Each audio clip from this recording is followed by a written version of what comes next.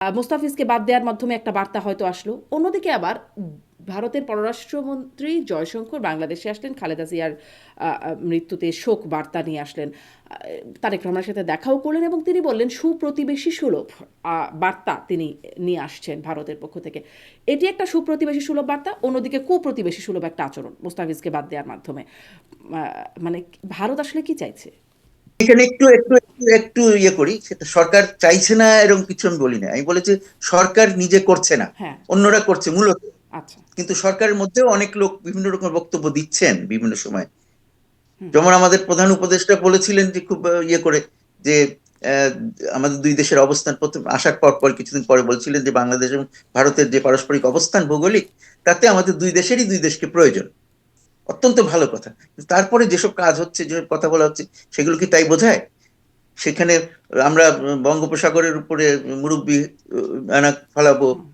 যদি বলি, তাহলে কি কেউ খুশি হবে? এটা ঠিক সরকারের না। ভেতরে কেউ কেউ হয়তো চাইছে, মানে সরকারের ভেতরে কারা চাইতে পারে বা বাংলাদেশের যে কোন পক্ষ চাইতে পারে আসলে উত্তেজনাকর পরিস্থিতি এখন তৈরি হোক? এখন আমি যেটা বলি, এখন যে ঘটনা, সম্প্রতি যে ঘটনা ঘটেছে, সেখানে সরকারের হাত কম। যেমন এই যে বিভিন্ন দূতাবাসের সামনে বিক্ষোভ, ভারতীয় দূতাবাসের সামনে আমাদের দেশে বিক্ষোভ, ভারতে বাংলাদেশ দূতাবাসের সামনে বিক্ষোভ। এই বিক্ষোভটা সরকার করাচ্ছে না, সেটা বলছি আমি। কিন্তু তার মানে সে তো ইচ্ছে করলে এমন কিছু ব্যবস্থা নিতে পারতো যাতে বিক্ষোভটা দূতাবাসের কাছাকাছি পৌঁছায় না। আমাদের এখানে একটু দূরে ঠেকিয়েছে, ভারতে একেবারে দরজার সামনে নিয়ে ঠেকিয়েছে। প্রশ্ন হবে লাগামহীন। জানাতে চাই এই সময়ের পালস অফ পলিটিক্স। ভারতীয় ক্রিকেট বোর্ডের নির্দেশে বাংলাদেশি ক্রিকেটার মোস্তাফিজুর রহমানকে শাহরুখ খানের দল কলকাতা নাইট রাইডার্স থেকে বাদ দেওয়া হয়েছে, যার তীব্র নিন্দা জানিয়ে বাংলাদেশ টি-20 বিশ্বকাপ খেলতে ভারতে যাবে না জানিয়ে দিয়েছে বাংলাদেশ ক্রিকেট বোর্ড। কিন্তু মোস্তাফিজুরকে বাদ দিয়ে কি বার্তা দিতে চাইল ভারত? দুই দেশের পাল্টাপাল্টি সিদ্ধান্তের প্রভাব সামনে কেমন? যখন খালেদা জিয়ার মৃত্যুতে ভারতের পররাষ্ট্রমন্ত্রী জয়শঙ্কর সুপ্রতিবেশী সুলভ বার্তা নিয়ে দেখা করে গেলেন তারেক রহমানের সাথে, তখন অন্যদিকে মুস্তাফিজকে নিয়ে কুপ্রতিবেশী সুলভ আচরণ কেন?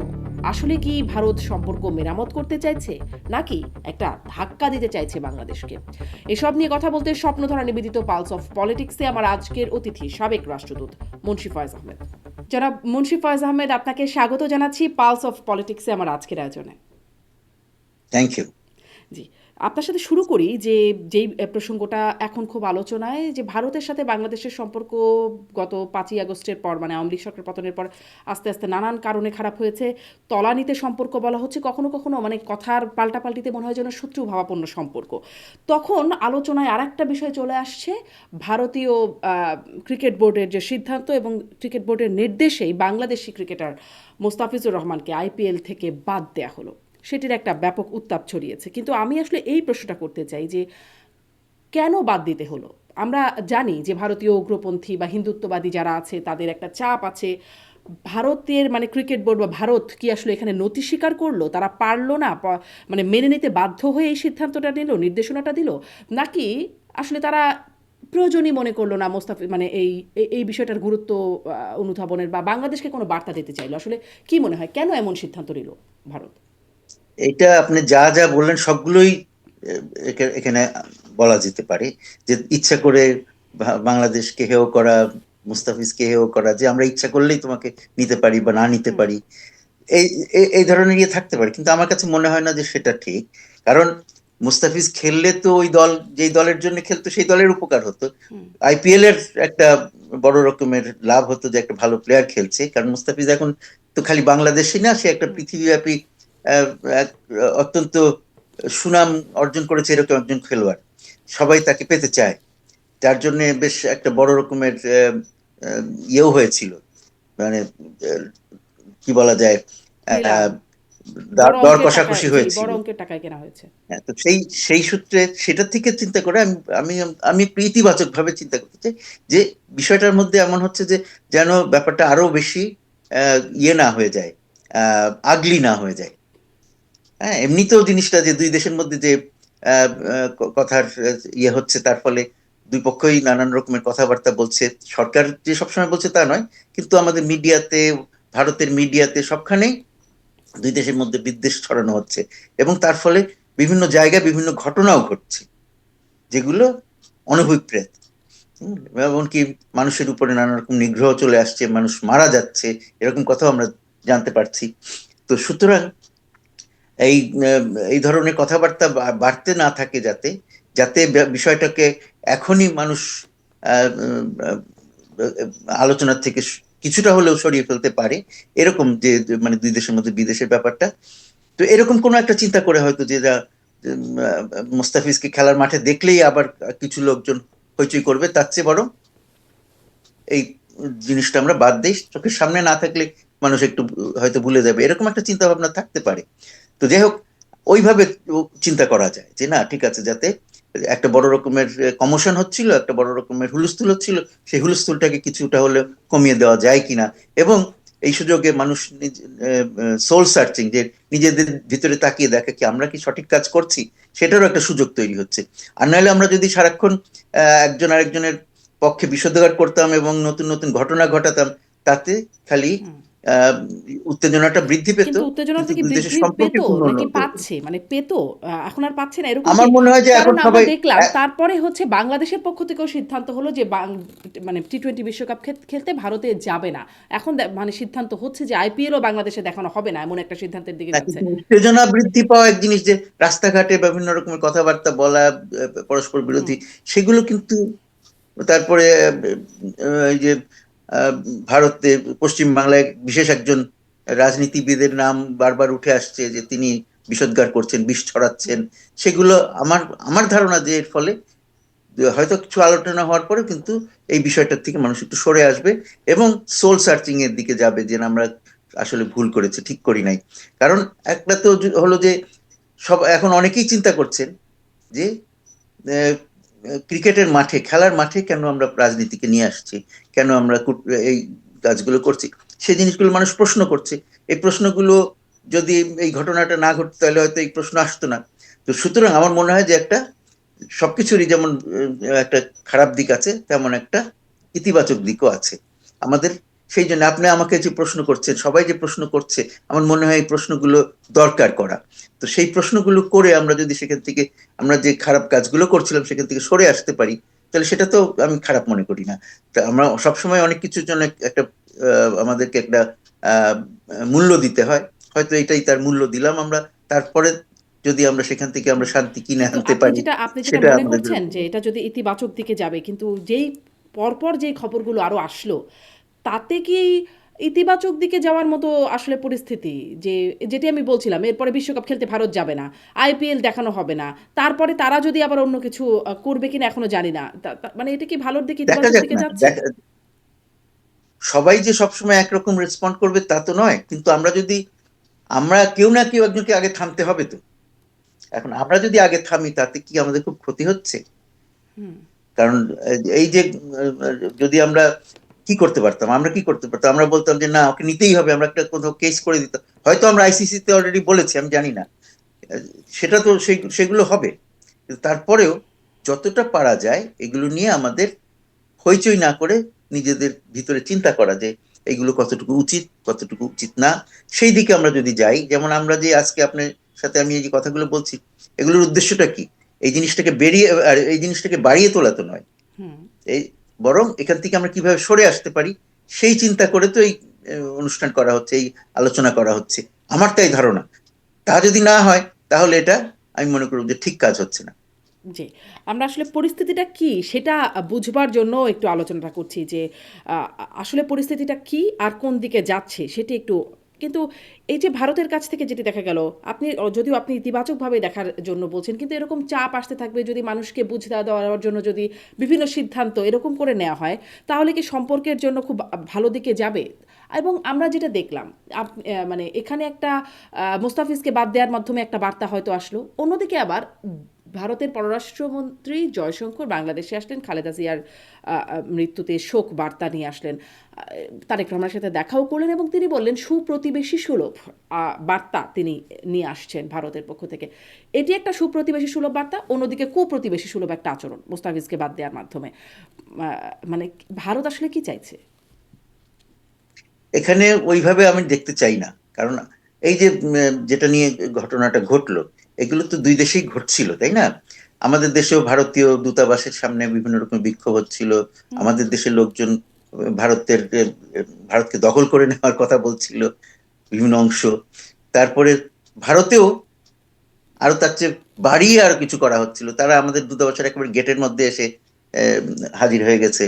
তারাও আমাদেরকে যে কোনো সময় দখল করে নিতে পারে এই ধরনের হুমকি ধামকি দিচ্ছে না। বলছি না যে দুই দেশের সরকার এই কাজগুলো করছে, কিন্তু যারাই করছে এগুলো হুম। করছে তো সেখান থেকে সরে আসা দরকার কিনা এখন। আমার মনে হয় যে এই যে ক্রিকেটের মাঠে এই ঘটনাগুলো ঘটার ফলে এখন অনেকের মধ্যেই কিন্তু কিছুটা অনুশোচনা আসছে যে না, এগুলো ঠিক হচ্ছে না। যদি সেটুকু হয় তাহলে আমি মনে করবো যে অন্তত কিছু তো কার মধ্যে আসলে সদ্বুদ্ধি অনুশোচনাটা আপনি আছে। কার মধ্যে দেখছেন? আমার মধ্যে আছে, আপনার মধ্যে আছে, আমি তাই আশা করছি। হ্যাঁ, কিন্তু আপনি যদি বলেন যে না, আমার মধ্যে নাই, তাহলে আলাদা কথা। কিন্তু আমি ধরে নিচ্ছি যে আমরা যে প্রশ্ন তুলছি তার মানেই হলো যে আমাদের মধ্যে ওই ইয়েটা আছে, আমরা পছন্দ করছি না যেগুলো ঘটছে, আমরা চাচ্ছি সেখান থেকে সরে আসতে। তো হুম, সেখান থেকে সরে আসার জন্য আমরা সেটাকে উস্কে না দিয়ে যে না, ভারত দোষ করছে সুতরাং ভারতকে আমরা আরো পেটাবো, কিন্তু সেটা না করে আমরা কি এমন কিছু করতে পারি যেখানে কেউ কাউকে পেটাতে চাইবে না, যেখানে সবাই সবার সাথে মিলেমিশে থাকতে চাইবে? সেই চেষ্টাটা আমাদের করতে হবে। আমরা যদি এই ধরনের অনুষ্ঠান করে আরো উস্কে দিতে চাই, সেটা কিন্তু অত্যন্ত ভুল হবে এবং হঠকারী হবে। সেখানে একটা জিনিস মনে রাখতে হবে, যখন আমরা এই ঝগড়াঝাটি করব, সবসময় ক্ষতি কার বেশি হয়? যে কম শক্তিশালী, হয় কি না? তো আমরা কি কেন এফোর্ড, আমরা কি এটা করবার মতন আমাদের অবস্থা আছে? তার চেয়ে আমরা যদি ভালো প্রতিবেশীর মতন থাকতে পারি, সেটাই আমাদের জন্য ভালো। সেটার জন্য আমাদেরকে একটু বেশি চেষ্টা করতে হবে। সেটাকে এখন আপনি কি মনে করবেন সেটা আলাদা কথা। আমি কিন্তু মনে করি যে চেষ্টাটা আমাদেরকে করতে হবে, আমাদেরকে দেখাতে হবে যে উই ক্যান লিভ টুগেদার, আমরা একসাথে সুপ্রতিবেশীর মতন থাকতে পারি। কিন্তু যদি আমরা, ভারত যেহেতু বড় আছে, ভারতে অনেক বিভিন্ন রকমের লোক আছে, বিভিন্ন জন বিভিন্ন কথা বললো, আমরাও সেটাতে সাড়া দিয়ে আমাদের মতন করে বলে রাখতাম, তাহলে এটা একটা স্পাইরালিং হবে। এটা চলতেই থাকবে একটা গোলক ধাঁধার মতন। এটা থেকে বের হয়ে আসা মুশকিল হয়ে যাবে। তো সেখান থেকে বের হয়ে যাওয়ার জন্য সবাই করবে না, কিন্তু আমরা নিজেদেরকে যারা মনে করি যে হুম। না, আমরা অন্যদের চেয়ে একটু ভালো বুঝি, আসলে বুঝি কিনা জানি না, কিন্তু মনে করি তো যে আমরা ভালো বুঝি, তো সেই জন্য সে ভালো বোঝাটার তো একটা ইয়ে দিতে হবে আমাদেরকে, প্রমাণ দিতে হবে। সেখান থেকে কিভাবে সরে আসা যায় সেই চেষ্টা করতে হবে, সেই কথা বলতে হবে। আমাদের এইসব প্রোগ্রাম, আমরা যেসব অনুষ্ঠান করি, যেসব আলোচনা করি, সেখানে ওইটা উদ্দেশ্য রেখে যদি আমরা করি তাহলে একরকম। আর যদি না, শুধুমাত্র কে কতটুকু আহ, খারাপ হতে পারছে এবং আরো কত বেশি খারাপ হওয়া যায় সেই আলোচনাটা যদি করি, তাহলে কিন্তু ভুল করবো। জি, সেটি হয়তো মানে আপনি বলছিলেন যে সরকার হয়তো চাইছে না। মানে আপনি বলছেন যেটি যেন উস্কে না দেওয়া হয় এই অনুষ্ঠান বা আমরা যেই কথাবার্তাগুলো বলি সেখানে যেন আমি এখানে একটু একটু একটু একটু ইয়ে করি, সেটা সরকার চাইছে না এরকম কিছু আমি বলি না, আমি বলেছি সরকার নিজে করছে না, হ্যাঁ, অন্যরা করছে মূলত। আচ্ছা। কিন্তু সরকারের মধ্যেও অনেক লোক বিভিন্ন রকম বক্তব্য দিচ্ছেন বিভিন্ন সময়। হুম, যেমন আমাদের প্রধান উপদেষ্টা বলেছিলেন যে খুব ইয়ে করে যে আহ, আমাদের দুই দেশের অবস্থান, প্রথম আসার পর পর কিছুদিন পরে বলছিলেন যে বাংলাদেশ এবং ভারতের যে পারস্পরিক অবস্থান ভৌগোলিক, তাতে আমাদের দুই দেশেরই দুই দেশকে প্রয়োজন। অত্যন্ত ভালো কথা, কিন্তু তারপরে যেসব কাজ হচ্ছে, যেসব কথা বলা হচ্ছে, সেগুলো কি তাই বোঝায়? সেখানে আমরা বঙ্গোপসাগরের উপরে মুরব্বি আনা ফলাবো হুম। যদি বলি, তাহলে কি কেউ খুশি হবে? সুতরাং কথায় আর কাজে বা বিভিন্ন সময় বিভিন্ন কথায় যদি মিল না থাকে, তাহলে তো আমাদেরকে সেটা বুঝতে হবে যে এখানে আমাদের ভুল হচ্ছে। কিন্তু সেই ভুল যদি না বুঝে আমরা খালি সেটাকে, সেই ভুলটাকে বাড়িয়ে যাই, আপনি বলছেন তাহলে খুব ভুল, সেটা ঠিক সরকারের না। ভেতরে কেউ হয়তো চাইছে। মানে সরকারের ভেতরে কারা চাইতে পারে বা বাংলাদেশের কোন পক্ষ চাইতে পারে আসলে উত্তেজনাকর পরিস্থিতি এখন তৈরি হোক? এখন আমি যেটা বলি, এখন যে ঘটনা, সম্প্রতি যে ঘটনা ঘটে যাচ্ছে, সেখানে সরকারের হাত কম। যেমন এই যে বিভিন্ন দূতাবাসের সামনে বিক্ষোভ, ভারতীয় দূতাবাসের সামনে আমাদের দেশে বিক্ষোভ, ভারতে বাংলাদেশ দূতাবাসের সামনে বিক্ষোভ। এই বিক্ষোভটা সরকার করাচ্ছে না, সেটা বলছি আমি। কিন্তু তার মানে সে তো ইচ্ছে করলে এমন কিছু ব্যবস্থা নিতে পারতো যাতে বিক্ষোভটা দূতাবাসের কাছাকাছি পৌঁছায় না। আমাদের এখানে একটু দূরে ঠেকিয়েছে, ভারতে একেবারে দরজার সামনে নিয়ে ঠেকিয়েছে। হ্যাঁ, সুতরাং এগুলো তো আছে, কিন্তু আমরা এখান থেকে বের হয়ে আসবো কিভাবে, সেই চিন্তাটা আমাদের করতে হবে। এই সরকারের, আমার বাংলাদেশের বর্তমান যে সরকার আছে, তার আর কয়েকদিন বাকি আছে মাত্র। হুম। তো তার কাছ থেকে আমরা খুব বেশি আশা করতে পারি না, এই সময়ের মধ্যে খুব বেশি কিছু হবেও এরকম মনে করা যায় না। আর তাছাড়া এই যে সম্প্রতি যে জয়শঙ্কর আসলেন, তিনি যে বক্তব্য দিয়ে গেলেন, যে যে কথাগুলো বললেন বা যে বার্তা দিয়ে গেলেন, তিনি কিন্তু একটা জিনিস খুব পরিষ্কার করেছেন যে বর্তমান সরকারের সাথে খুব বেশি আদান প্রদান করতে তারা আগ্রহী না বর্তমানে। কারণ তাদের মূল কথাই হচ্ছে যে প্রথম থেকেই কেউ কিন্তু এই সরকারের সাথে খুব বেশি আদান প্রদান করে নাই।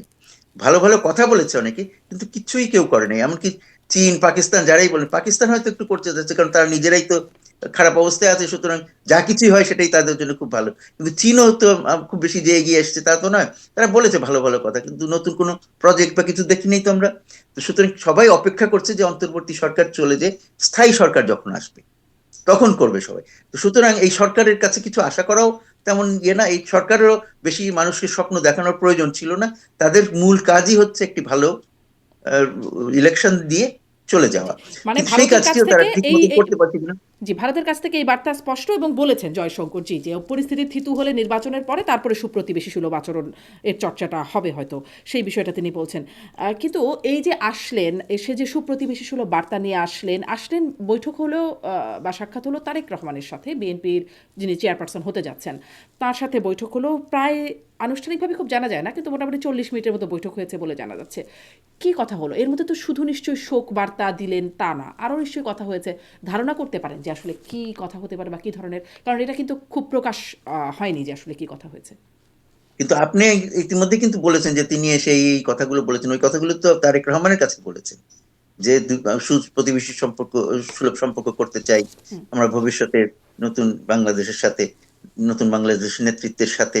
তিনি একটা বিশেষ বার্তা পাঠিয়ে পৌঁছে দিয়েছেন, লিখিত বার্তা আহ, ভারতীয় প্রধানমন্ত্রীর পক্ষ থেকে, সেই সম্বন্ধে কথা বলেছেন। সুতরাং এগুলো হলো যে প্রকাশ না করলেও আমরা ধরে নেই, আমাদের অ্যাজাম্পশনস যে সবসময় কারেক্ট হবে তা নয়, কিন্তু তাই তো আমরা করি, সেইভাবে সেটার ভিত্তিতেই তো আমরা কথাবার্তা বলছি। এবং উনি তো কিছু কথাবার্তা বলেছেন, ফেরত ফেরত যাওয়ার পরেও কথা বলেছেন। সুতরাং আমরা জানি যে আসল কথাটা হচ্ছে যে এখানে আমি দেখছি দুটো ইয়ে বার্তা। একটা হচ্ছে যে খালেদা জিয়া যখন প্রধানমন্ত্রী ছিলেন তখন দুই দেশের মধ্যে ভালো সম্পর্ক ছিল, তিনি দুই দেশের সম্পর্ক উন্নয়নে যথেষ্ট ভূমিকা রেখেছেন। সেই সব কারণে তার প্রতি একটা কৃতজ্ঞতা এবং তার তার মৃত্যুতে শোক জানানো, এটা একটা বিষয়। এটা অন্যান্য আরো দেশ করেছে, এটাই খুব স্বাভাবিক, এই ধরনের সিচুয়েশন তাই হয়। তার বাইরেও একটা যে বক্তব্য, বার্তা ভারতের কাছ থেকে, সেটা হচ্ছে যে বর্তমানে ভারত বাংলাদেশের সম্পর্ক একেবারে তলানিতে, সবাই বলছি আমরা, সবাই দেখছি। তা সত্ত্বেও উনি আসলেন, প্রধানমন্ত্রী মোদী তাকে পাঠালেন, একজন গুরুত্বপূর্ণ ব্যক্তি এবং তার প্রতিনিধি হিসেবে আসছেন, তার ব্যক্তিগত বার্তা নিয়ে আসছেন। এটাই একটা আলাদা একটা বার্তা আনে যে বাংলাদেশের সাথে ভারত একটা সুপ্রতিবেশী সুলভ সম্পর্ক চায়। কিন্তু সাথে সাথে এটাও খুব পরিষ্কার হয়ে গেছে তাদের, যেভাবে তারা করেছেন ব্যাপারটা, যে তারা নতুন কি বলে ইলেকশনের পরে, নির্বাচনের পরে যে নতুন নেতৃত্ব আসবে তাদের সাথে এগিয়ে যেতে চান। তার মানে তারা কি কিন্তু ধরেই এখানে নিয়েছে যে বিএনপি আসবে এবং তারেক রহমান এটা এটা প্রধানমন্ত্রী? খালি তারা না, এটা খালি তারা না, সবারই ধরে নেওয়াটা বা অ্যাজাম্পশন তো ভুল হতে পারে, কিন্তু তারপরেও পৃথিবীব্যাপী সবাই, আমাদের বাংলাদেশের আমরাও সবাই মনে করছি যে পরবর্তী নির্বাচনে বিএনপি জিতবে। এবং সবার ব্যবহার থেকে, অন্যান্য পার্টির আচরণ থেকেও এই এই ধারণাটাই সবার মনে আসছে। এটা ভুল প্রমাণিত হতে পারে, এটা খুব বেশি সম্ভব না, কিন্তু তারপরেও সবকিছুই তো হতে পারে। কিন্তু তার সত্ত্বেও যেহেতু এখন পর্যন্ত সবাই ধরে নিচ্ছে যে বিএনপি আসবে, সুতরাং বিএনপির দিকে বিশেষ করে মেসেজ দেওয়া। কিন্তু তার সাথে সাথে আমি মনে করি যে তিনি বাংলাদেশের সাধারণ মানুষকে, বাংলাদেশের সাধারণভাবে বাংলাদেশের প্রতি ভারতের যে মেসেজ, সেটা হচ্ছে যে ভারত বাংলাদেশের সাথে সুপ্রতিবেশী সুলভ সম্পর্ক চায়, সেটা যেই ক্ষমতায় থাকুক না কেন।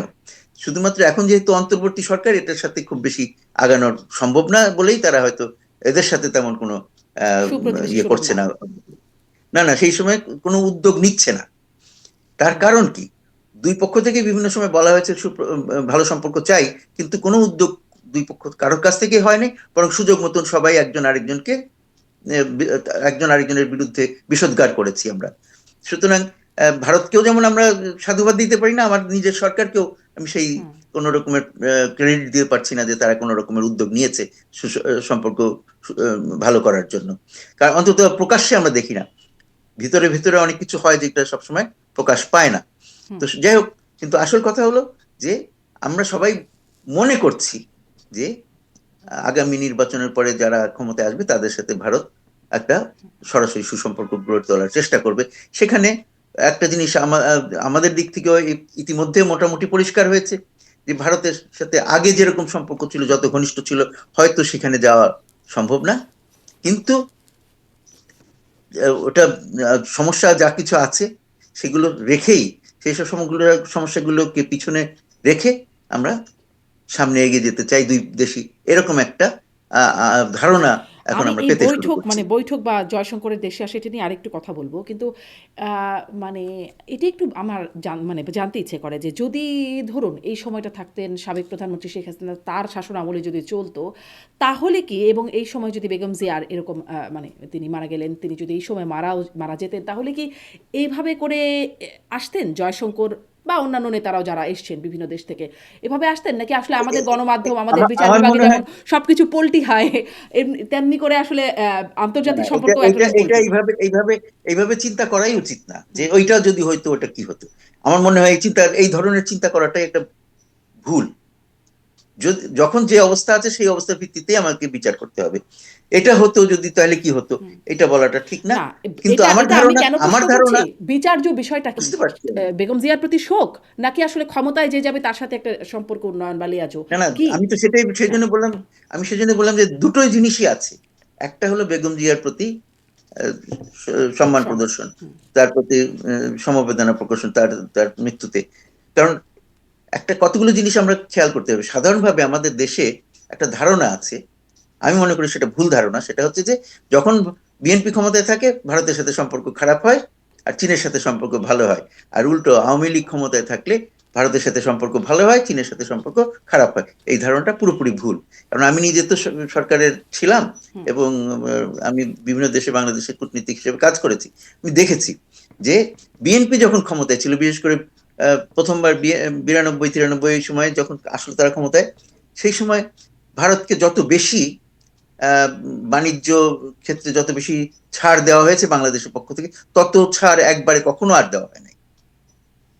সেই জিনিসটা আমাদের মনে রাখতে হবে। তখন তারপরে ওই সময় যে বাণিজ্য ভারতের সাথে অনেক বৃদ্ধি পেয়েছে।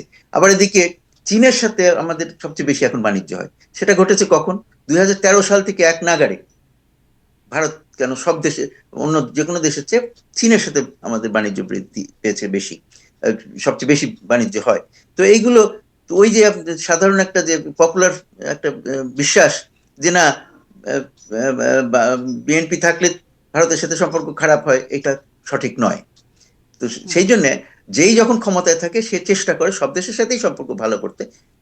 তাতে চেষ্টার ফল কিন্তু হিসেবে আওয়ামী লীগ থাকলে কখনো আসলে কোনোটা বেশি হয়, কোনোটা কম হয়। কথা যেটি হচ্ছে যে আওয়ামী লীগ থাকলে শুধু সম্পর্ক ভালোর জায়গা না, একটা প্রভু ভৃত্যের মতো একটা সম্পর্ক হয়। এটা কি আসলে আপনি এটা আমি কিভাবে আপনার বলেন? এইটা আমি আপনার সাথে একমত নই। এটা একটু মানে এটা একটা বাড়িয়ে বলা। পারসেপশন, আমি এটা একটা মনে করি না। পারসেপশন, হ্যাঁ। এটা এই কারণে বলছি যে আপনি তো ছিলেন এখানে, এই দেশেও ছিলেন। সুতরাং আপনি জানেন যে চীনের সাথে সম্পর্ক আমাদের সবচেয়ে উচ্চতম লেভেলে গিয়েছে তখন, যখন আওয়ামী লীগ সরকার ক্ষমতায় ছিল। হুম। এইটা আপনারা যদি আপনি একটু তথ্য দেখেন তাহলে খুব পরিষ্কার করে বুঝতে পারবেন। এখন গত 2013 সাল থেকে এখন পর্যন্ত চীন আমাদের সবচেয়ে বড় বাণিজ্য অংশীদার। সবচেয়ে বেশি কি বলে, আহ, বিভিন্ন রকমের কূটনৈতিক আর কি বলে, টেকনিক্যাল অ্যান্ড ইকোনমিক অ্যাসিস্ট্যান্স তারা আমাদেরকে দেয়। তো এইগুলো তো ভারত তো সেটা কখনোই ইয়ে করতে পারে না, সেটার সাথে ম্যাচ করতে পারছে না। একসময় ভারত ছিল, এখন তো আর নাই। তো সেটা কেন? ভারত সবচেয়ে ভালো বেশি ইয়ে করেছে তখন, তখন তো অন্য সরকার ছিল। তখন তো আমাদের এখানে বিএনপি সরকার ছিল। তখন ভারতের সাথে সম্পর্ক কি খারাপ ছিল? একদম না। বরং তাদেরকে আমরা বেশি সুযোগ সুবিধা দিয়েছি। কিন্তু এটাই হলো, বুঝতে হবে যে যেই যখন সরকারে যায় সে সবার সাথেই সম্পর্ক ভালো করতে চায়। এবং ভারতকে আমাদের অনেক বেশি প্রয়োজন। এখন ভারতের সাথে সম্পর্ক খারাপ বলে আমরা সবসময় এরকম থাকবে এটা মনে করারও কোনো কারণ নাই। আওয়ামী লীগ ধরেন 50 বছরও যদি ক্ষমতায় না আসে, তাই বলে কি ভারতের সাথে সম্পর্ক এরকম অবস্থায় থাকবে? তা নয়। ভারতের সাথে সম্পর্ক ভালো করাটা ভারতেরও যেমন প্রয়োজন, আমাদেরও তেমনই প্রয়োজন। সুতরাং সেটা হবে। ওই ধরনের চিন্তা করা যে না, আওয়ামী লীগের সময় একটা প্রভুভিত্তির সম্পর্ক ছিল, এটা অত্যন্ত আমি মনে করি ভ্রান্ত একটা ধারণা। এই ধরনের কথা বলে নিজেদেরকে ছোট করা ছাড়া আর কিছু করা হয় না। আপনি তাই মনে করছেন, কিন্তু আরেকটা বিষয় আছে যে ভারতের সাথে সম্পর্ক আওয়ামী লীগের সময়, মানে পারসেপশন নিয়ে যেগুলো নিয়ে আমরা কথা বলছি, ধারণাগুলো নিয়ে, সেটা হচ্ছে ভারতের সাথে আওয়ামী লীগের সময় আপনিও বলছিলেন যে সম্পর্ক ভালো থাকে, সেই পারসেপশনটা ভুল। অন্যদিকে মানে এটা ঠিক, এটি নিশ্চিতভাবে যে পাকিস্তানের সাথে সম্পর্ক খারাপ থাকে এখন, বা খারাপ হয়েছে। এখন দেখা যাচ্ছে পাকিস্তানের সাথে সম্পর্ক ভালো হচ্ছে, একই রকমভাবে ভারতের সাথে সম্পর্কটা খারাপ হচ্ছে। এটি আসলে মানে এই দুটোর সাথে সম্পর্ক আছে কিনা, এটার সাথে সম্পর্ক ভালো হওয়ার সাথে আরেকজনের সাথে সম্পর্ক খারাপ হওয়া, বা ভাইস ভার্সা। এইটা এখন ঘটছে, সুতরাং আমি একেবারে ডিনাই করতে পারিতো না, কিন্তু কথাটা হচ্ছে যে এটাও যদি একটা লম্বা সময় ধরি তাহলে এটা সত্যি হবে না। প্রত্যেকটা দেশের সাথে প্রত্যেকটা দেশের সম্পর্ক অনেকটা অটোনমাস। হ্যাঁ, একটার সাথে আরেকটা ওইভাবে ওতপ্রোতভাবে জড়িত না। আমার স্বার্থ কোথায় বেশি সেইটা দেখে আমি কাজ করি।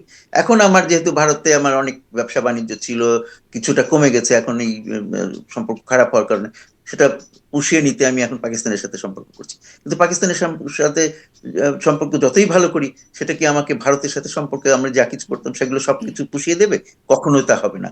এমনকি ভারত, চীন পাকিস্তান মিলেও সেটা করতে পারে না। আবার ওইদিকে উল্টো দিকে যদি আমি চিন্তা করি, ভারতের সাথে যত ঘনিষ্ঠ সম্পর্কই করি, চীনকে আমরা ফেলে দিতে পারবো না। চীনের সাথে সম্পর্ক আমার প্রয়োজন। চীন আমার সবচেয়ে বড় বাণিজ্য অংশীদার, আমার সবচেয়ে বড় বিভিন্ন রকমের সহায়তার কি বলে উৎস। তো সুতরাং সেগুলো কিন্তু আমরা ইয়ে করতে পারবো না। সুতরাং যেটা হয়েছে, আগেও আমরা বলেছি, আগের সরকারও বলেছে, তারা বলেছে বলে যে এটা সেটা মিথ্যা হয়ে যাচ্ছে তা তো নয়। সেটা হচ্ছে যে আমাদের প্রয়োজন কি সবার সাথে বন্ধুত্ব, কারোর সাথে বৈরিতা নয়, এই নীতিতে যাওয়া। এটা যদি আমরা সাকসেসফুলি করতে পারি, সেটা তখন যে সরকারই থাকুক তাতে কিছু আসা যায় না। আমি মনে করি যে যেমন এখন সবচেয়ে আমাদেরকে আমাদের দেশে ভারত বিরোধী দল হিসেবে কাকে আমরা দেখি সবচেয়ে বেশি?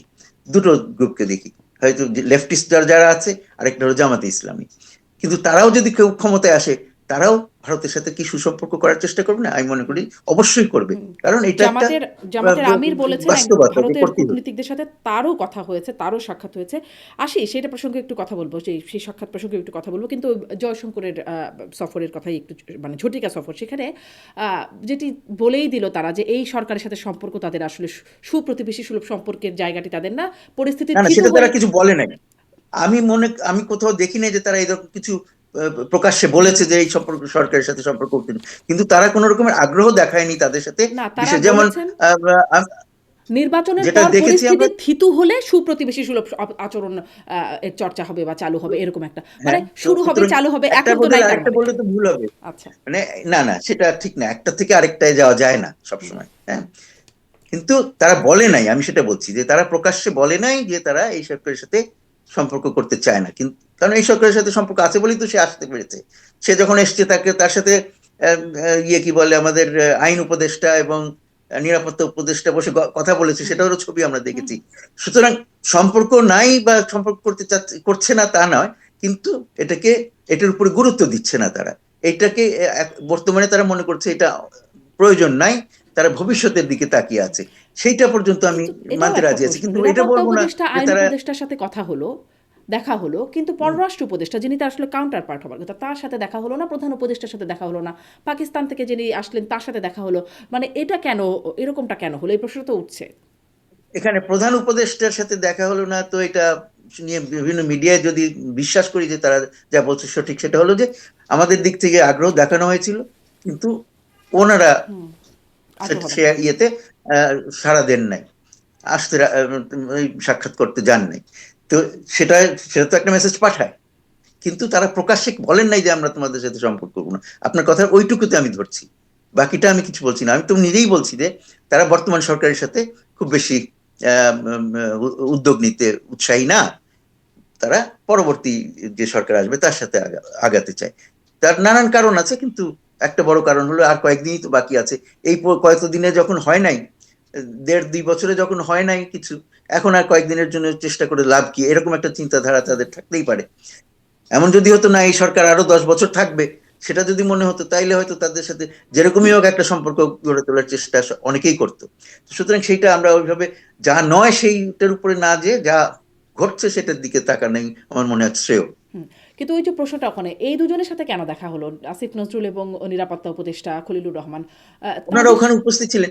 ওনারা ওই যে যখন সবাই ফিউনারালে গেছে, তখন হুম। তাদেরকে তো কোনো না কোনো রকমে ব্যবস্থাপনা করা হয়েছে, নিয়ে যাওয়া হয়েছে, এসকর্ট করে নিয়ে যাওয়া হয়েছে, তাদেরকে এবার এসকর্ট করে ওইখানে রুমের মধ্যে নিয়ে আসা হয়েছে যেখানে এনারা বসেছিলেন। এটাই ওখানকার প্রোটোকলের অংশ ছিল।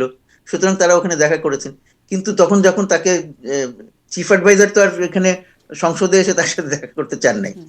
যেখানে চিফ অ্যাডভাইজার আছেন তার কাছে যাওয়ার জন্য বলেছেন, উনি ওনার সময় নাই বা যে কিন্তু কারণে হোক পররাষ্ট্র বলছেন যে আমি উপদেষ্টার সাথেও এখন তো দেখা হতে পারছি পারতো, না। মানে পররাষ্ট্র উপদেষ্টার সাথে দেখা হয়েছে কিনা এটা নিয়ে আমি দুই রকমের কথা শুনেছি। কোথাও বলেছে যে না, তার সাথে তো হ্যান্ডশেক করেছে, হুম। কিন্তু আমি এরকম যে ওইখানেই, হুম। ওই কি বলে যেখানে সংসদ ভবনের ওখানে ওই দিনই, আমি এটা শিওর না। কিন্তু হয়তো দেখা হয় নাই তাদের পক্ষ থেকে কোন রকমের। সেটাই তো আমি বলছি যে তাদের পক্ষ থেকে কোনো উদ্যোগ নেওয়ার হুম। ইয়ে দেখি নাই আমরা, যে বর্তমান সরকারের সাথে বিশেষভাবে যোগাযোগ করা, সম্পর্ক ইয়ে করা, যে আমাদের খুব ভালো সম্পর্ক আছে এরকম দেখানো, এই ধরনের কোনো উদ্যোগ ভারতের পক্ষ থেকে বা জয়শঙ্করের পক্ষ থেকে নেওয়া হয় না। এটা তো আমি পরিষ্কার করে প্রথমেই বলে নিলাম। সুতরাং সেটা নিয়ে তো যদি না করে থাকে তো করে নাই। কারণ দুই রকমের শুনেছি বলে আমি এই কথাটা বলছি। আমারও ধারণা যে তা আমাদের পররাষ্ট্র উপদেষ্টার সাথে তার দেখা হয় নাই। কিন্তু কথাটা সেখানে না, কথাটা হচ্ছে যে আমরা যে ইয়েটা করছি যে বর্তমান সরকারের যে তারা ভবিষ্যতের উপরে গুরুত্ব দিচ্ছে। কারণ তারা মনে করছে যে এতদিন চলে গেল, এখন আর হুম। কয়েকদিন বাকি আছে, এই সময়ে এদের সাথে সম্পর্ক করে লাভই বাকি কি, এখান থেকে পাওয়া যাবে? জি। সুতরাং সবাই তো স্বার্থ নিয়ে কাজ করে। জি। সুতরাং এইটা করার ফলে এই যে তাদের তাদের আরেকটা ক্যালকুলেশন থাকতে পারে যে এই সরকারকে একটু আমরা যদি ইয়ে দেই, বেশি ইয়ে না করি, পাত্তা না দেই, তাহলে হয়তো অনেকেই আমাদের পরবর্তীতে যারা আসবে তারা আমাদের উপর বেশি খুশি হবে। আমি জানি না, এরকম একটা ধারণাও তাদের থাকতে পারে যে এইটা ওইভাবে একটা মেসেজ।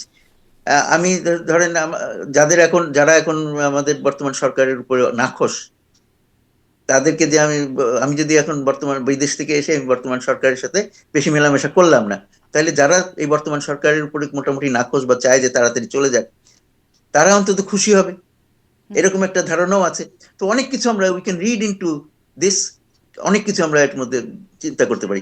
তা আসল কথা হলো, যেগুলো পরিষ্কার পাওয়া গেছে সেগুলো হচ্ছে যে এখানে দুটো বিষয়ে তিনি ইয়ে করেছেন। একটা হলো যে আহ, আমাদের প্রয়াত প্রধানমন্ত্রী বেগম খালেদা জিয়ার প্রতি তিনি আহ, সমবেদনা এবং শ্রদ্ধা প্রদর্শন, আর ভবিষ্যৎ নেতৃত্ব যারা আসবে তাদের প্রতি হাত বাড়িয়ে দেওয়া, যে আমরা তোমাদের সাথে সুসম্পর্ক জি। চাই, আপনি বলছিলেন সেই জিনিসটা জামাতের বলা। কথা। আপনি জামাতের প্রসঙ্গটা একটু বলছিলেন যে বৈরী সম্পর্ক করার চেষ্টা বা ইচ্ছা তাদের হয়তো আছে। কিন্তু জামাতের আমিরের না না, এখানে ভুল বলেন আপনি, আমি ওই কথা বলি, আমি বললাম যে ভারত বিরোধী কথাবার্তা যারা বেশি বলেন হুম। তাদের মধ্যে একটা হচ্ছে জামাত, আর আচ্ছা। একটা হচ্ছে বামপন্থীরা। আচ্ছা, ধন্যবাদ কিন্তু আমাকে কারেকশন তারা করার কেউ জন্য। যদি হ্যাঁ। ক্ষমতায় আসে, আমি বলেছি কি, তারা কেউ যদি কোনোভাবে ক্ষমতায় আসে, তারাও কিন্তু তখন ভারতের সাথে সুসম্পর্কই চাইবে, জি, একদম ভারতের স্পষ্ট। সাথে বৈরিতা করবে না। জি, ধন্যবাদ। কিন্তু এই যে সুসম্পর্কই চাইবে এটারই মনে হয় নমুনা কিনা যে জামাতের আমিরের সাথেও দেখা হয়েছে। সাক্ষাৎ করেছেন যখন তার বাইপাস সার্জারি হয়েছে, এটা জামাতের আমিরই বলেছেন রয়টার্সকে দেয়া একটা সাক্ষাৎকারে যে তখন ভারতীয় কূটনীতিক এসেছিলেন তার সাথে সাক্ষাৎ করতে। কিন্তু তারা বলেছিলেন যে এই বিষয়টি গোপন রাখতে বা প্রকাশ গোপন রাখা। না করবার জন্য বলেছিলেন। হ্যাঁ। আমি আসলে এখানে কয়েকটি প্রশ্ন জাগে যে কেন গোপন রাখতে বললেন, ১। ২, গোপন রাখতে যখন বলেছেন, তিনি আসলে গোপন রাখলেনও বা কেন এতদিন? অনেকদিন তো হয়ে গেল। সেই গত বছরের আগস্টে সম্ভবত এই ঘটনাটি। এতদিন গোপন ভালো রাখলেন ভালো কেন? কয়েকটা প্রশ্ন ছিল। হ্যাঁ? কেন আসলো? আবার এখন বলে দিলেন কেন? এখন বলে দিলেন কেন? জি, বললেন যখন এখন বলে দিলেন কেন? যখন বললেনও তখন আংশিক বললেন। আমি কোন দেখি একটা কূটনীতিক একটা করে আসছেন? আপনার প্রশ্নের কি উত্তর দেওয়ার বিষয়ে চেষ্টা কথা করি। হচ্ছে সেটি আবার বললেন না। জি, কয়েকটি প্রশ্ন বলো। আমি আপনার ইয়েতে তিনটে প্রশ্ন একটা একটা করে ধরার চেষ্টা করি। কেন গোপন রাখতে বললেন? সেটা হচ্ছে যে তাদের যে আহ, বাংলাদেশে অভ্যন্তরীণ রাজনীতি, তাদের যে ভাবমূর্তি বা তারা যা প্রচার করতে চান, প্রসার করতে, যে তারা ভারত বিরোধী হ্যান ত্যান, এগুলো এগুলো দিয়ে তো তারা এক ধরনের, কিছু লোকের কাছে হলেও তো অন্তত একটা পপুলারিটি পান, একটা জনপ্রিয়তা অর্জন করেন ওইটা বলে।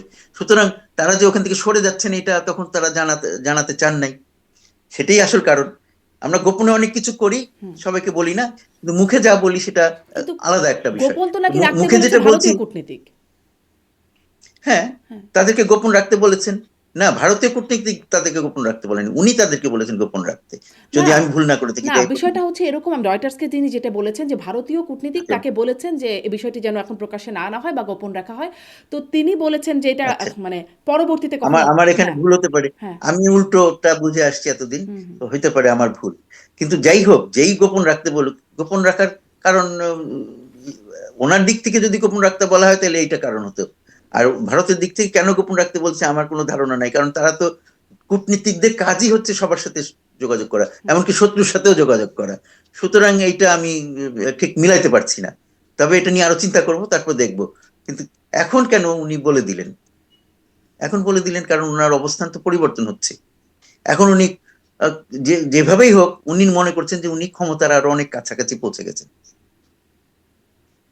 আগের যে কোনো সময়ের সাথে। আহ, জামাত এখন বাংলাদেশে অনেক বেশি আহ, আত্মবিশ্বাসী এবং মনে করে যে তারা আহ, প্রধান দুটো দলের মধ্যে একটি। সুতরাং তারা এখন ওই ভাবমূর্তি আর রাখতে পারে না, কারো বিরোধী। এটা একটা ভালো ভাবমূর্তি নয়। এখন তাদের হয়তো হবে যে তারা সবার সাথে সুসম্পর্ক বজায় রাখতে পারে, এমন একটা ধারণা তাদের এখন দেওয়ার সময় এসে গেছে। তো জি, সেই জন্য তারা এখন প্রকাশ করছে।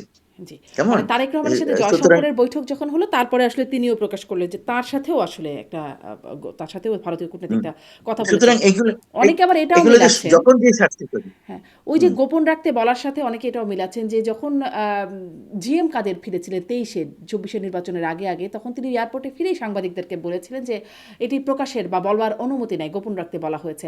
মানে ভারত আসলে তো তার মানে বলে মাঝে মাঝে গোপন রাখার কথা। কেন আমি জানি না কেন ওরা ওদের কি ইয়ে হবে, ক্ষতি হবে যদি প্রকাশ করে দেয়? হুম, ক্ষতি তো হবে আমার, যেহেতু আমি ভারত বিরোধী একটা মূর্তি নিয়ে ঘুরছি, কিন্তু সেটা সেটা ভেঙে যাবে। সেই জন্য আমি গোপন রাখতে বলতে পারি, কিন্তু ওরা গোপন রাখতে, ওরা তো সবার সাথে রিচ আউট করতেছে, তাতে অসুবিধা কি? আমি এটা বুঝতে পারি না যে ওরা কেন গোপন রাখতে বলবে। কিন্তু গোপন রাখতে বলতে পারে কি, সেটা হলো অন্য জিনিস। মিটিং হয়েছে সেটা গোপন রাখা না, কিন্তু কি বক্তব্য হয়েছে সেটা। সেখানে ভারত তাদেরকে নানান রকমের বলে থাকতে হুম, পারে, তাদের বলে থাকতে পারে তোমরা আমরা কিন্তু চাই এবারে আওয়ামী লীগ ক্ষমতায় আসুক, তোমরা আওয়ামী লীগের সাথে থাকো। এটা আমি হুম, একটা হাইপোথেটিক্যাল একটা ইয়ে বললাম, একটা, হ্যাঁ, সত্যি না হতে পারে, কিন্তু এই ধরনের কথা বলে থাকতে পারে। সেটা তারা চায় না যে প্রকাশ হোক, যে তারা আমাদের অভ্যন্তরীণ রাজনীতিতে হস্তক্ষেপ করছে, এটা তারা যতটা সম্ভব পিছনে রাখতে চায়। আমরা তো সবাই জানি যে ভারত এখানে বিভিন্ন তার স্বার্থ অনুযায়ী বিভিন্ন রকমের খেলা খেলেছে বিভিন্ন সময়।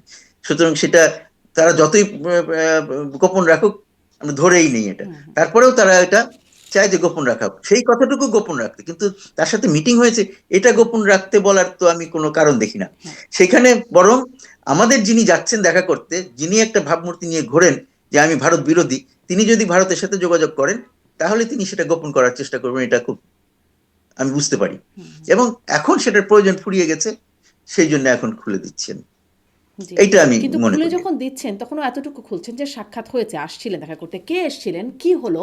সেটি কিন্তু আমরা এখনো জানতে পারছি না। মানে কি কথা হয়েছে? এই প্রশ্নটা আমার মানে বরাবরই জাগে যে এই যে কি কথা হলো? এটার যেমন উত্তর আমি দিতে পারবো না, যেমন এটার ধরুন, উত্তর আমি দিতে পারবো না। না কিন্তু আমি আসলে এটা কি হলো সেটা তো আপনি বলতে পারবেন না। কিন্তু এরকমটা কেন হয় সেটার একটা ধারণা আপনার কাছ থেকে জানতে চাই। ধরুন তারেক রহমানের সাথে কি কথা হলো?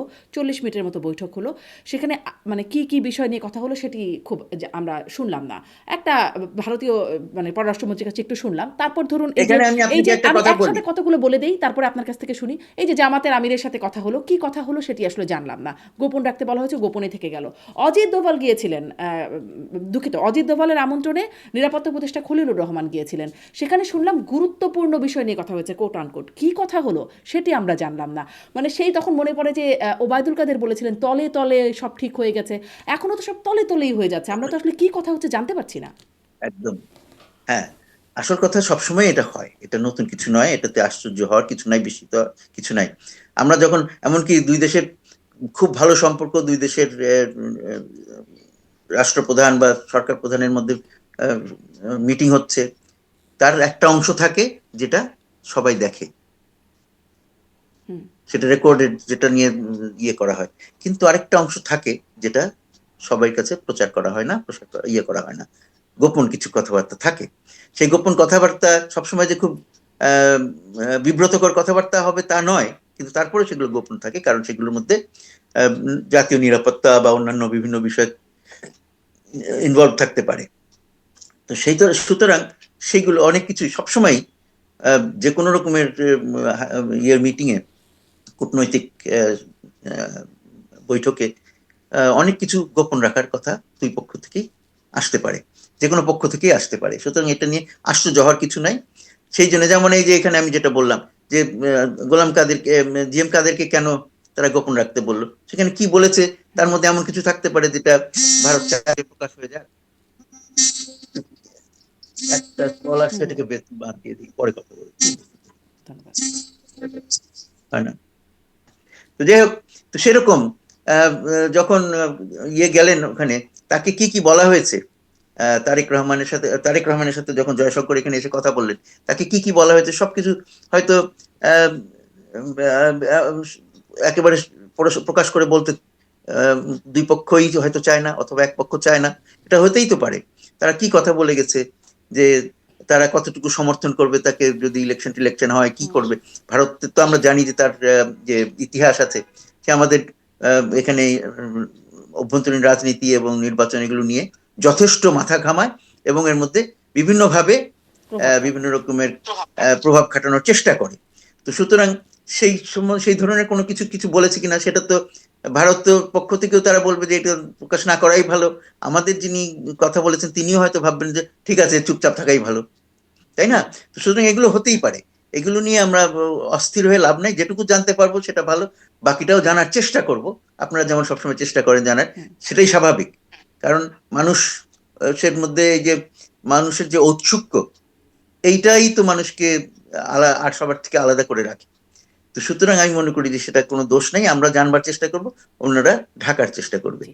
এইটাই চলতে থাকবে। হ্যাঁ, এটা একটু শুনি যে ভারতে আশ্রয় নিয়েছেন সাবেক প্রধানমন্ত্রী শেখ হাসিনা, এবং সেটিও একটা ক্ষোভের কারণ বাংলাদেশে, বিশেষ করে গণঅভ্যুত্থানের পক্ষে যারা কাজ করেছেন বা পক্ষের শক্তি আছেন, যারা আওয়ামী লীগ বিরোধী আছেন, প্রচণ্ড তারা এই বিষয়ে মানে তাদের রাগ ক্ষোভ খুব স্বাভাবিকভাবে এই বিষয়ে বেশি।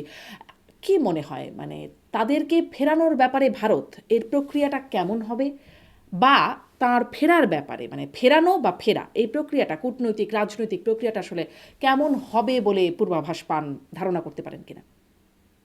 আমার ধারণা যে এটা নিয়ে খুব কোনো পক্ষই মানে কথাবার্তা থাকবে, আমাদের পক্ষ থেকে বলা হবে যে ওনাদেরকে ফেরত দাও, ভারত বলবে আমরা চিন্তা করে দেখছি। এর বাইরে কিছু ঘটবে আপাতত আমার এটা মনে হয় না। কারণ আহ, ভারতের ভারত যদি তার নিজের স্বার্থ সব রকম ভাবে দেখে যে এটা তো তার হাতে আছে, এটাকে বিভিন্ন সময় ব্যবহার করতে পারে, তাদের তো অভ্যাস আছে আমাদেরকে নানানভাবে প্রভাবিত করার। এটা যতক্ষণ তার হাতে আছে এটাকে বিভিন্নভাবে ব্যবহার করতে পারে, অথবা ব্যবহার না করতে পারে, কিন্তু তার হাতে আছে এটাই তার জন্য একটা কি বলা যায়, সে স্বস্তি বোধ করছে। সুতরাং সে ঝট করে আমাদেরকে আমরা বললাম আর তাকে ফেরত পাঠিয়ে দিল, সেটা হওয়ার সম্ভাবনা খুব কম। ফেরত পাঠিয়ে যাওয়ার সম্ভাবনা যদি থাকতো তাহলে আমরা আলোচনা করতাম কিভাবে ফেরত পাঠাবে ইত্যাদি ইত্যাদি। আমার মনে হয় না যে ফেরত পাঠানোর খুব সম্ভাবনা আপাতত আছে।